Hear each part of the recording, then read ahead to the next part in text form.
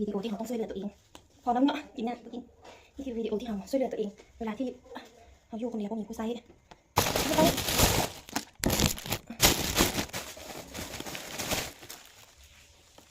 ก็ไปเดือดเลยค่ะนี่จ้าเอง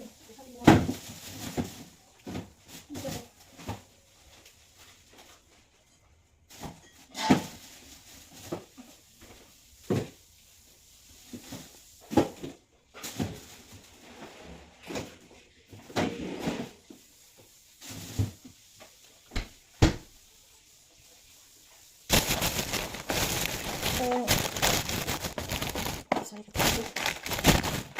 นี่สักตัวแป้ง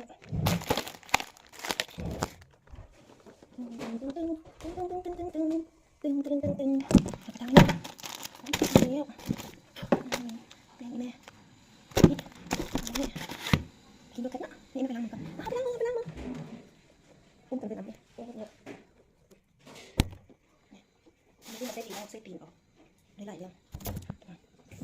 ล้างมือเอาหมดจะได้ไปกินเกิดก่อนถ้ากูได้ขี้ไหลมาแล้วดูอันบนนั้นเขาก็ย่างไปแบบนี้นะก็ย่างเนี่ยเวลาเขาจะเปิดพัดลมก็ตีนนี่น้ำมักเบอร์นึงเขาก็กดเบอร์นึงน้ำมักเบอร์สองเขากดเบอร์สองนี่ใส่ตีนค่ะย่าง